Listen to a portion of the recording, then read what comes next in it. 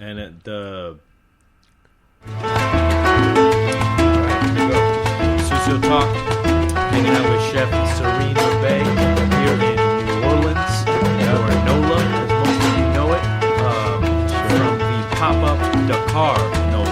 Yep, you got it right. Awesome. It's awesome. Hell yeah, man. Thanks for having me. Man, thank you for coming, man. Yeah, man. We just had a PoBoy from who? From Guy's PoBoy, man. The Yeah. best PoBoy in town. Best PoBoy in town. Might For be a sure. hot take for you out there, but he's sure. making claim right now. I'm telling you, man. Yeah. So this guy, what's his name?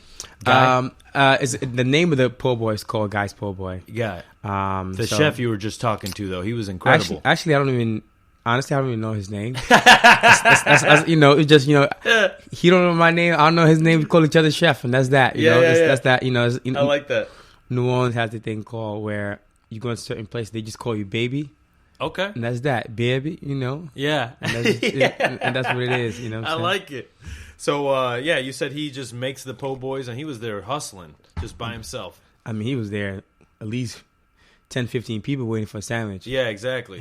And he's calm. Yeah, he is very calm. He's very calm. No stress. Well, you know, I found out when you're a personal chef, it's a little bit easier when you're by yourself. And you don't 100%. have to, you know, because everything's on you all the time. It's not like that feeling of like, that guy messed it up, but it's still on me, you know, kind of thing. So, It's funny you say that because last week about 2 weeks ago, I went there for a po' boy, and I was telling him, I was like, man, you know, you get pretty busy at times, and it's just you by yourself. And he said, the good thing, him making a po' boy, it'll come out the way that he wanted to come out. You know, granted, you might wait a little longer, but you won't be disappointed when you get it. You know, that's such a good philosophy to have, and it's definitely a dying philosophy. 100%. That's an old school train of thought. Hopefully, we can get back on that train For sure. But Chef, we're here to talk about you. We're gonna take it all the way back. Where were you born?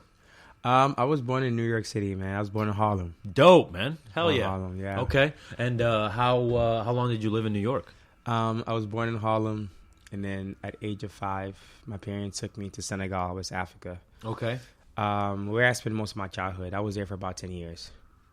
Got you. So we'll rewind to New York. Your parents, what were they doing in New York? My mother came to Harlem, and she opened a restaurant before I was born, Okay. and doing Senegalese food, Okay. food that, you know, different folks from West Africa could go there and have something that remind them of home. Okay. Granted, the restaurant didn't last long, and it was closed before I was born. But even after I was born, even, you know, like, the restaurant was in the late 80s, and I was born in 93. So even at the age of 3 or 4, you know, my dad told me that it was so many people that used to come to my mom's house for food, because the restaurant closed not because she was not a great cook. The restaurant closed because she just didn't know much about running a business. Run a business, heard. You know? Got you. I can understand that, because it probably turned into like giving the food away a lot of the time. 100%. Just because, you know. 100%. I mean, you know, like 100%. Like it was not like this person, you know what, I don't have cash right now. She just give you a plate. She might not remember exactly this person paying back or not. You know what I mean? Exactly. I mean, that's a fucking stand-up woman right there. Goddamn. For sure. And then your dad helped with the restaurant, or was he doing something else? He definitely was part of the restaurant. Okay. Helped out exactly whatever needed. As far Got as, you. you know. So she was cooking. Was he like front of the house? Let's Exactly. Say? Okay. Exactly. Very 100%. cool. Very cool. He was front of the house. Yeah. More of the hosts. Okay. So before you were born, they lived in New York for a long time? I mean, my parents came to the state, if I get this correctly, I think 86. 86. Yeah. Heard. So by 98, you moved back? Yeah, at 98, that's when they took me back. Okay, got But you. not my parents didn't go. They just took me and my brother. Oh, okay. Exactly. Got you. What was the reasoning behind that? It was a lot of us, honestly. You know, my mom was doing other businesses at the time. She was like doing taxis in New York City. I mean, she was a hustler, man. I mean, she was a hustler, working exactly. 24 hours a day. And I was the youngest at the time, and she took me and one of my other brother and left the older one here. Heard that. And I was back home in Senegal. You know, I was in a boarding school where I learned Quran, learned Arabic. Yeah. You know, learned Quran, how to write from right to left, not left to right. Really? Yeah, man. It was interesting. Like, here I am eating cereal for breakfast and going back home and just eating with my hands and being straight diving into the culture. You know, Yeah. that was a big culture shock, but it definitely shaped me in the man I am today, though, Yeah. for sure. Did you have trouble coming back as a Hun- 5-year-old kid I mean, from America? 100%. I mean, because I was there for 10 years, so when I came back, I was like 15. And when I came back, I didn't speak any English. Mm-hmm. Got you. I couldn't even write my name in English. Heard. And that was not even a long time ago, you know? Yeah. But when you went there when you were 5, Right. was that like, were the kids accepting, or were they like, who the I mean, is this guy? at that time, I was just shocked, like, what's happening? You know what I mean? Heard. Like, Yeah, I was so just surreal. Okay. Yeah, got it was you. just like, you know, and I was with 400 kid plus around me. Yeah. You know, I just didn't have no time. The kid, because you know, when you're young, you just want to adapt. Exactly. You know, So you probably adapted quickly and just just deal with it. heard. You know, What was your early life like there? it was in boarding school, so it was not like what people in the state consider what boarding school is, where it's like it's fun and you know you go into all this, you win all these cool clothes. It was just it was more of discipline school, you know, Yeah. if you will. I learned a lot throughout the process. Because over there, men did everything. You know, we cooked, we washed the clothes, we did whatever. So I grew up being part of that. You know, like as of 6, 7, I was sweeping, mopping. By 8, 9, you know, I was probably scaling fish or you know cleaning the vegetables. You know, by Yeah. 10, 11, I was being because it was a group effort thing. So Yeah. I grew up, and one thing that sparked my interest early on, you know, being in the boarding school was how people felt when they ate. You know what I mean? And so that from early on, I knew that like you know, someday I definitely want to become. I definitely want to become a cook. You know? Okay. I wasn't even thinking that the idea of chef existed. Heard that. So you stayed there till you were 15 years old. Yeah. And that what grade level does that leave you at? So I came back. Put me in high school, but it was no point in being a freshman because here I am. I miss kindergarten. I mean, first grade, whatever you want to call it, Yeah. all the way to 8th grade. I missed all that education. Heard. All that education. Okay.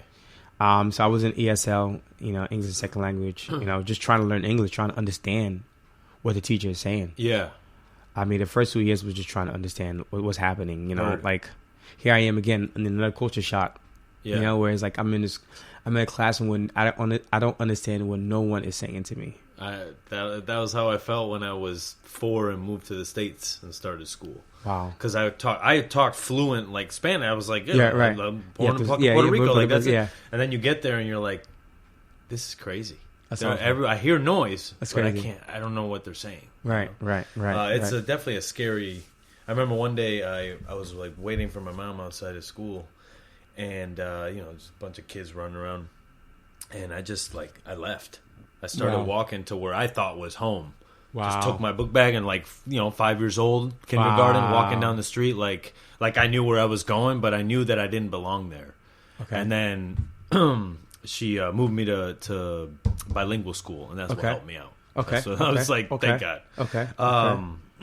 That's awesome. When you moved back when you were 15, did you move to New York? So when I moved back, my parents at the time lived in Jersey. Okay. We lived there for about 2 years, I'll say 2.5 years, and I moved back to Harlem. Okay. Got Yeah. you. So we was there for about 2.5 years, Mhm. and then moved back to Harlem. But even at the time when I moved back to Harlem, my mom was still doing what she do, which is doing her hustle, but always cooking on the side for other people. You know. Yeah. So it was easy for me to be of help for her in the kitchen. Okay. So that's how you kind of got your base learning. 100%. Okay. You know, at 16, 17, whenever my mom did some sort of catering, I was peeling onions or garlic. You were there. Yeah, I Got was you. there, Did know. you have a job on top of that? I was at the time I wasn't really. I worked like summer school. I mean, you know, when we had summer off, whatever, etc. I would get the local job, but nothing crazy. I did like I worked at Prudential Center, selling candies. Yeah. Worked at like car wash, etc. But at the time, I was just helping my mom. She was first priority, and then any other job was second. Got you. Okay. You know? And then when you finish high school, what is your next move? And after that, you know, around senior year, my mother moved to Harlem. I mean, moved to Connecticut, Where in Connecticut? Waterbury. No way, dude! Yeah, I was man. just in Waterbury. No way. Yeah, my boy stays over there. No way. Hell yeah, man! I That's just crazy. stayed a night when I was in Connecticut in Waterbury. That's crazy. Yeah, That's- shout out to that's Joey crazy. Ortiz. That's my boy. He's my best friend growing up. That's what's up, man. And That's Alex awesome. Rivera. That's awesome. Yeah, dude, that's a great. There's a lot of different food there. 100%. Jamaican, African, 100%. Puerto Rican, 100%. Dominican. Like 100%. it should be more of a food town. 100%. You know, 100%. Very small. I grew up in Meriden. Wow. Yeah. What a small world, man. All right. What a small world. Yeah. So you moved to Wow. Waterbury. Yeah. I mean, she moved to Waterbury. Yeah. So at that Were time, you back and forth visiting on the train? 100%. The MTA. Yeah, exactly. Yeah, you know the vibe. You know the vibes, Yeah. man. You know the vibes, man. Yeah. You know, I was in whatchamacallit. I had to stay. I had to grow up. Here I am, been in the state 5 years or 4 years, 4.5 years, and my mom moved out of Connecticut, and I had to finish high school. You know, and then I was on my own. Yeah. I was washing dishes at this restaurant called The Harrison. No longer exists. Mm-hmm.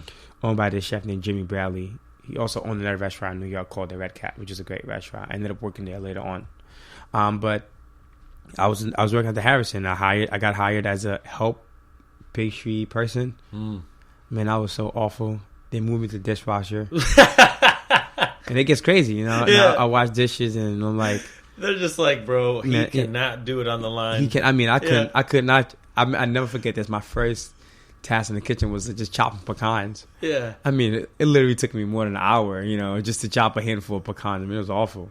And Yeah. I never hold a knife in such a way where, you know, we go up holding a knife. Everything you cut within is in It's your in the hand. air. Yeah, it's in the air. So when they're like cutting on the table.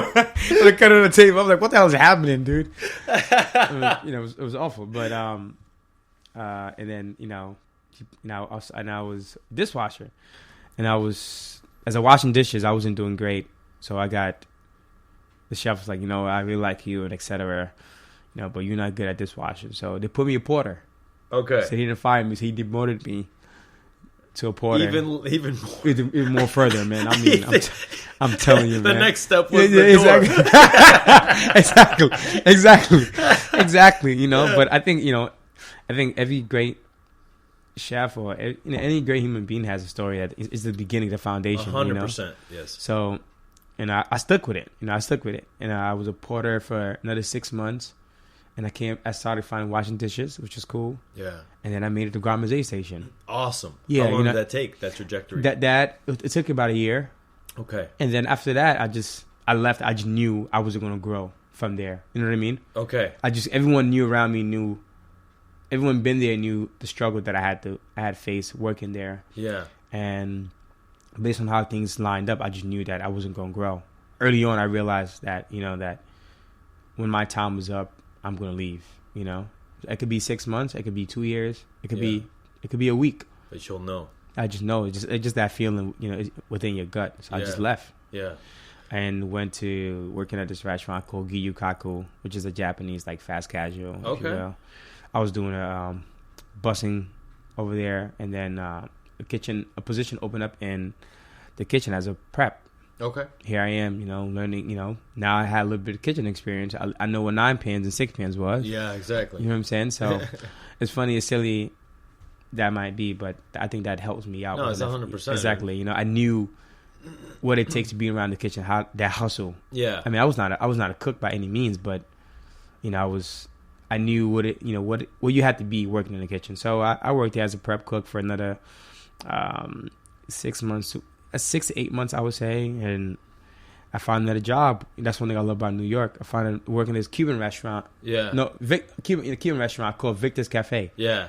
Where I learned Spanish, man. Yeah, of course. Yeah. Man, ya tú sabes, ya hablas español. You know, so I was there for 6 months. I would say about 8 months, man. Like where the whole kitchen, no one spoke English. Yeah. I mean, And they don't care. They'll they just don't talk care. to you in Spanish. You know, oye moreno, Yeah, yeah. ¿cuándo te la churrasco? You know what I'm saying? Vámonos, papi, que la vaina. You know, it was fun. You know, lechon. You know, so I learned about you cook a lot of pork. Yeah, a lot of pork. Lechon. Oh my God, I'm talking about. You know, It's in every dish.